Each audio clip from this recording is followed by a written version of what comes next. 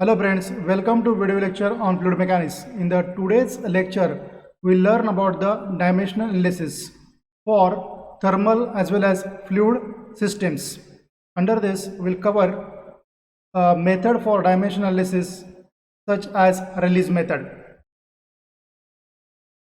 So let us start the introduction. Dimensional analysis is the method of dimensions. It is a mathematical technique used in research work for design and for conducting model tests. It deals with the dimensions of physical quantities involved in the phenomenon. All physical quantities are measured by comparison, which is made with respect to an arbitrarily fixed value.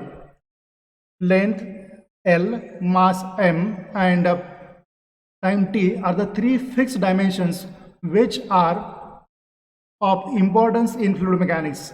If in any problem of fluid mechanics heat is involved, then temperature is also taken as fixed dimension. These fixed dimensions are called fundamental dimensions or fundamental quantity. Now we'll see what's about the secondary or derived quantities. Secondary or derived quantities are those quantities which possess more than one fundamental dimensions. For example, velocity is denoted by distance per unit time, that is L by T. So meaning for this one, now see what's about the unit for the velocity. Velocity unit is nothing but the meter per second. Meter, we can measure that in terms of length, and second we can just see the timing for that dimension. Okay, so L by T is nothing but the dimension in case of this one velocity. Okay, then density by mass per unit volume. So we know the basic for a unit for the density is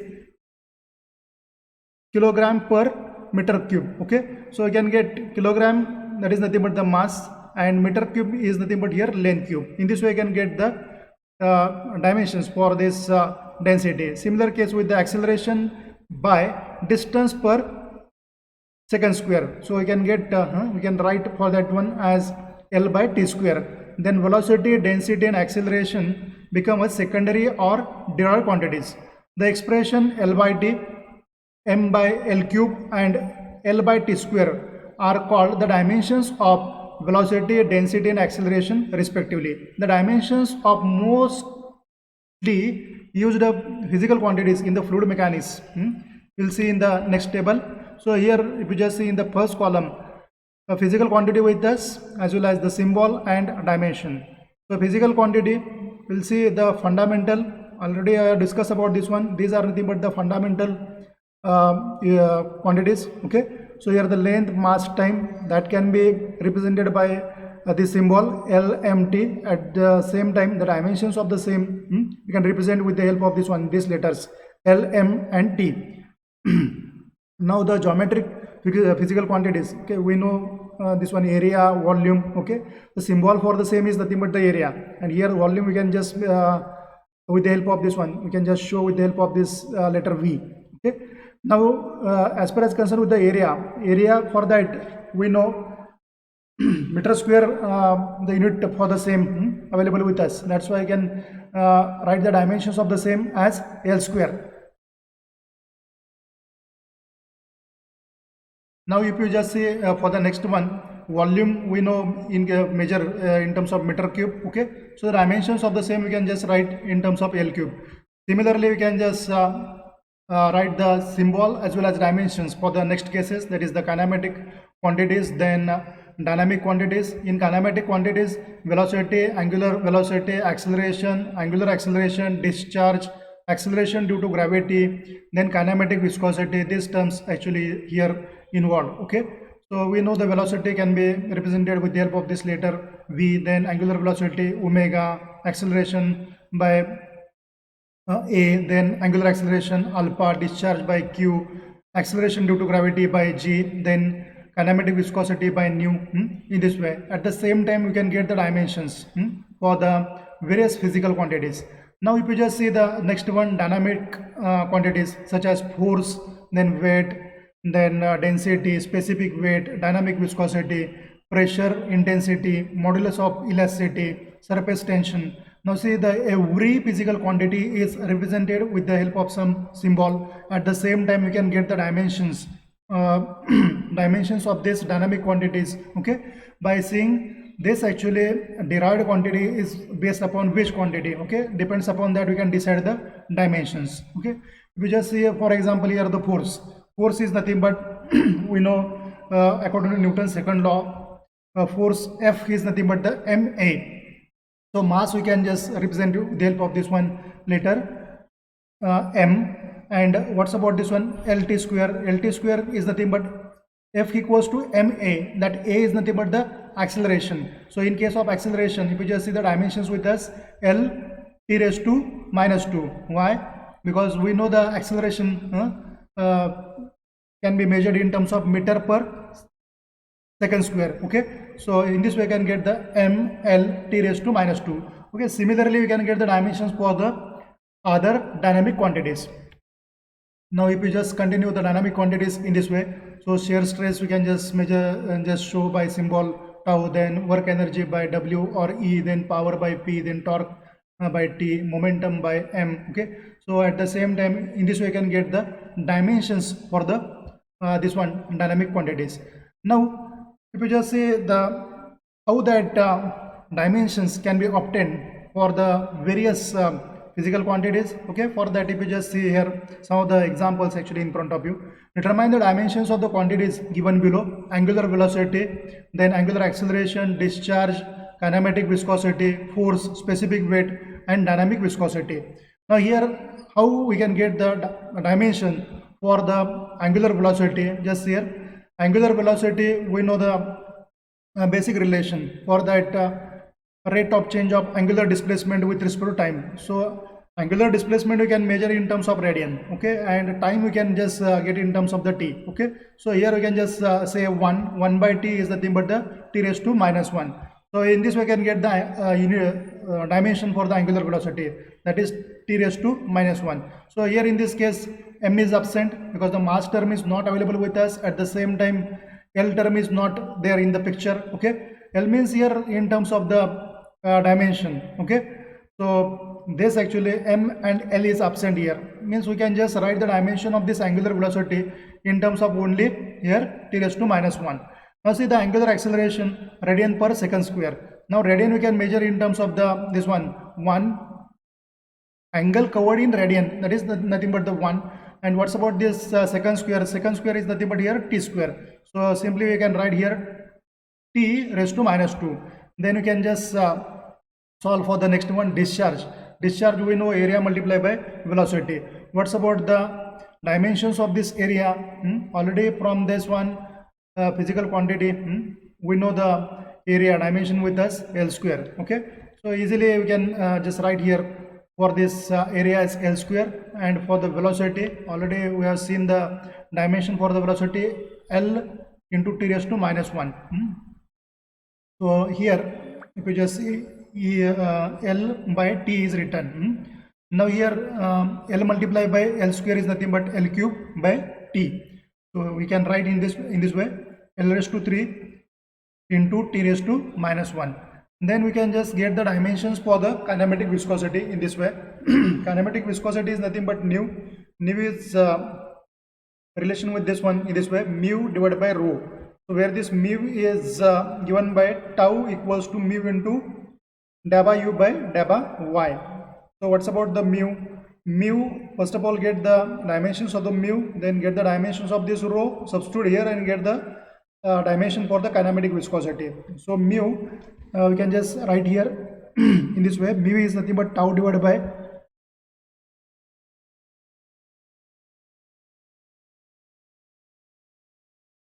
delta u by delta y. So this tau is nothing but the shear stress. Shear stress again is nothing but is actually one of the actually type of force, okay. So here force divided by, so what's about the this thing, no, sorry, shear stress is nothing but the force by area. In this way you can get that relation. And what's about this one? Again divided by 1 upon L, this one 1 upon T term will remain here, okay. So what's about the next one? So in this case this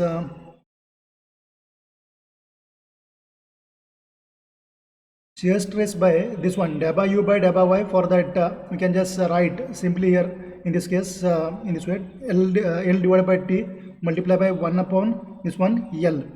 So what's about this one? This is nothing but the unit for the velocity. And what's about this one? This is nothing but indicate the dimension, that is L. So here L get cancelled, 1 upon T is written here. And what's about this one? Shear stress is nothing but the force divided by area. Now put the dimension for this force, put the dimension for the area, then continue. Force is nothing but here mass multiplied by acceleration. So what's about here? Mass, for that m is written, acceleration, that is nothing but the L divided by T square. So what's about the next one? Area multiplied by time. Area, you can just get the dimension of this area in this way, L square multiplied by time is nothing but here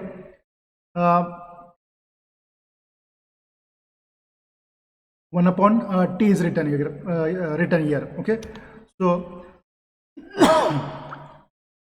after that just continue this one, 1 upon T is written, that's why that actually continued in the next part, okay. So what's about the next one?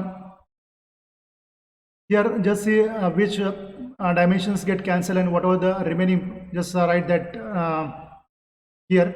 So m multiplied by L will remain here. So what's about this one? T square goes in denominator. Now see what's about the term get cancelled here, L square into T square, because this T square multiplied by T is nothing but the T square divided by T will come here. So 1 T get cancelled here, at the same time 1 L get cancelled. So here m divided by L into T will remain. So in this way you can get the dimensions for that mu as m into L raised to minus 1 into T raised to minus 1, because this actually terms available with us in denominator. So what's about the rho?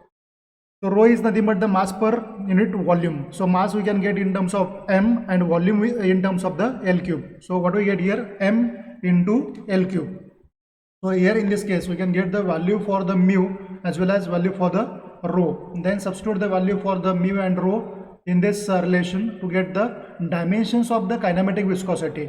That is nu equals to mu divided by rho. The dimensions of the mu with us m into L raised to minus 1 into T raised to minus 1. And what's about the dimensions of the rho? M into L raised to minus 3. Okay. Now see here get cancelled. So what's about this one? Here this one L raised to minus 3.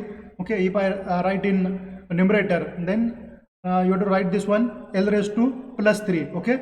So here plus 3 and this one minus 1 is nothing but here plus 2, okay, and this one T raised to minus 1 will remain same as it is, okay. Now in this way you can get the dimension for the kinematic viscosity. So what's about the next one? Force already actually we did the analysis for that force earlier, okay. Force is nothing but the mass multiplied by acceleration. So mass we can just write here in terms of m, acceleration is nothing but the meter per second square. So meter, that is nothing but the length, and here we can get that timing in terms of here time, okay, in this way.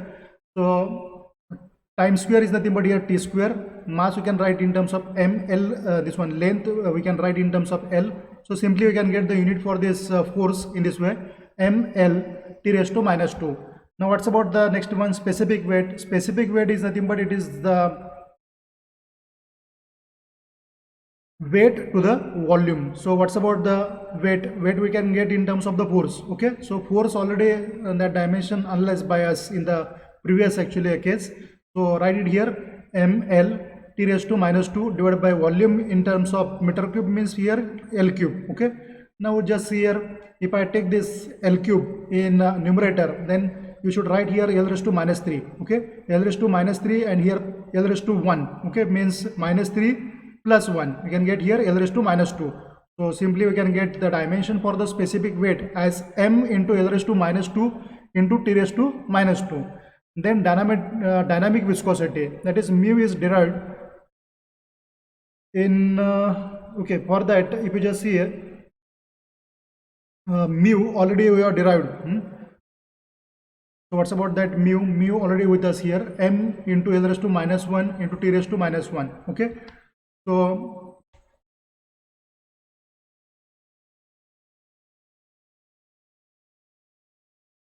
So in this way, you can get the relation for the dynamic viscosity, that is mu is derived. Okay, this one already we have derived in the fourth actually a point. That is mu equals to this one m l raised to minus 1 t raised to minus 1 in this way.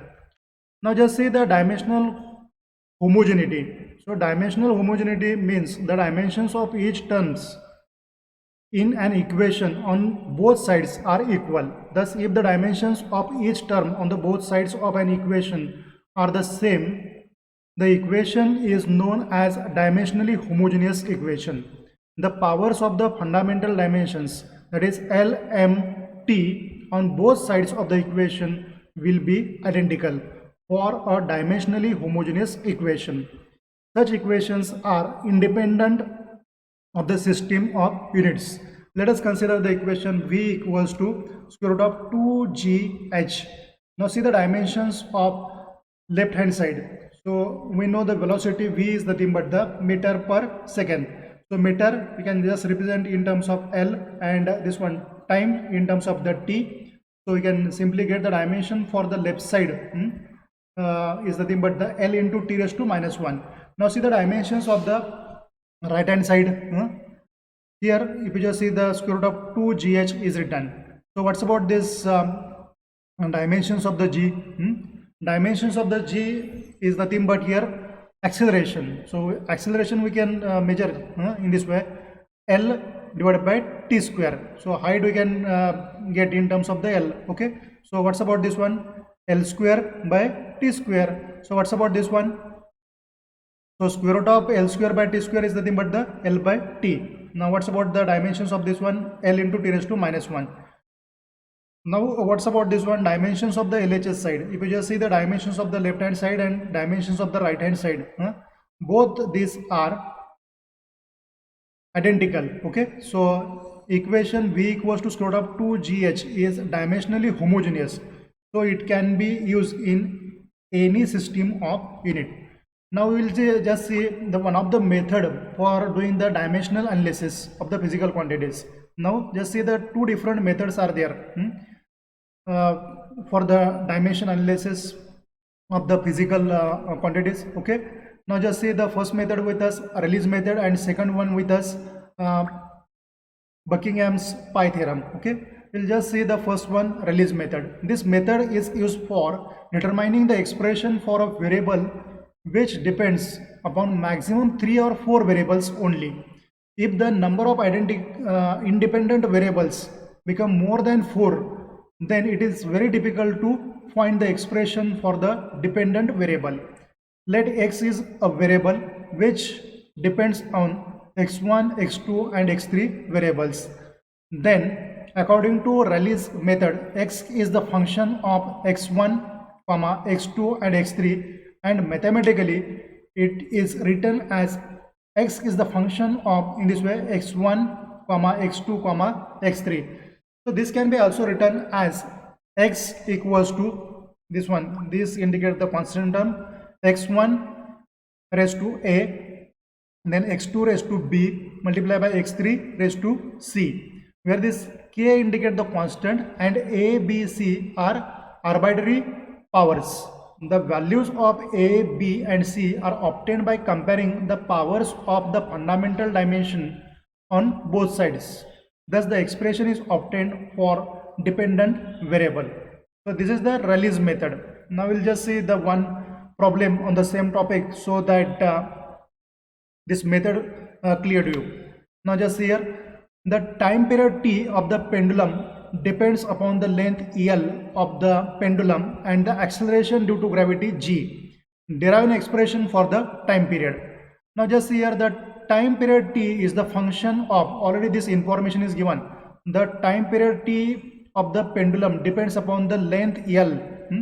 So whatever the parameters or variables with us, just write that variable towards the right side in this way. So here depends upon the length L of the pendulum and acceleration due to gravity g. So whatever the variables available here, just write here L and g, and for the first fundamental or first actually parameter, just here a power is given, and for the second one b power is given. Similarly, if the other actually variables are there, then you should continue with the that parameters as well as the powers. Okay, now here the constant k is written here, okay, where this k is nothing but the constant.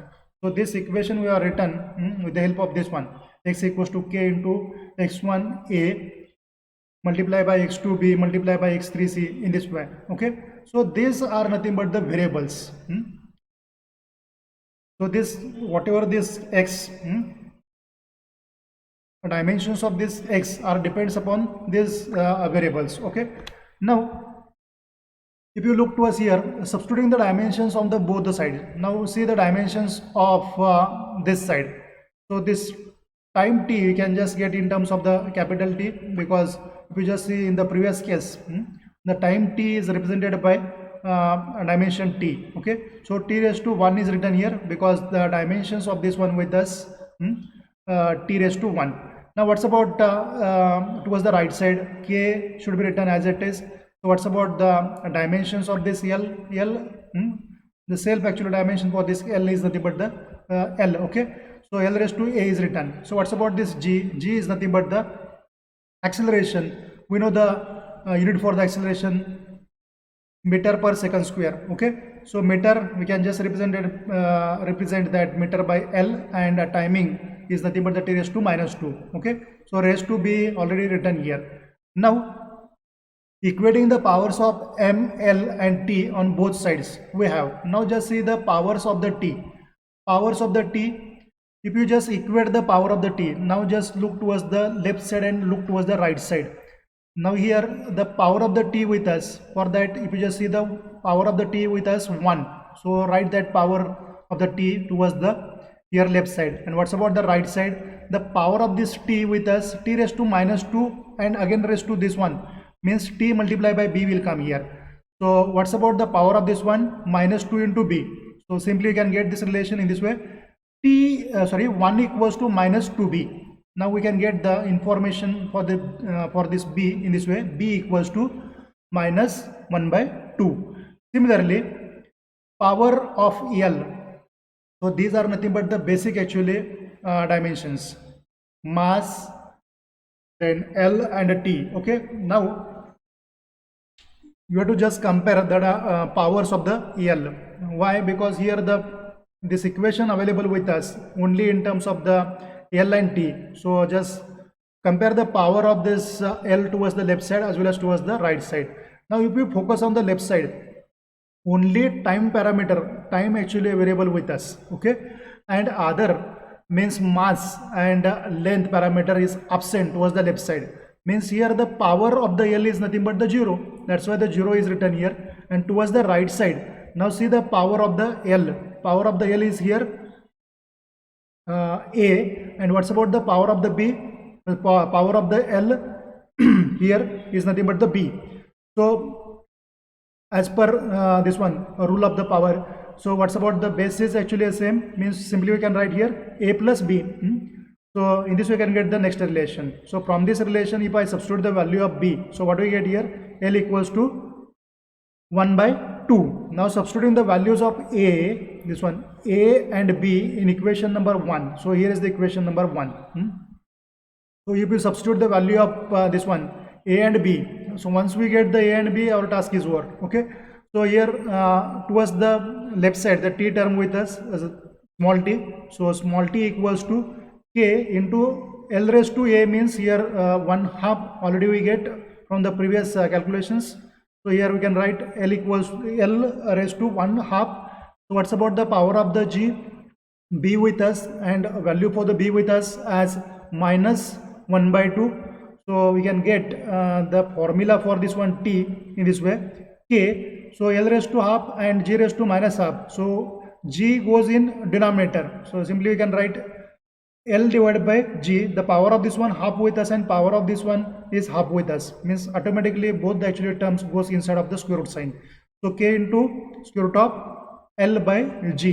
The value of the k is determined from the experiments, which is given as k equals to 2 pi. So in this way we can get the relation for that time. Okay, so time period of the pendulum. Okay, So time period of that pendulum T is nothing but the 2 pi into square root of L divided by G. I hope that in the today's lecture, whatever the points we have discussed, that points clear to you, as well as one method for the dimensional analysis, that is the Rayleigh's method. That method is also clear to you. Thank you.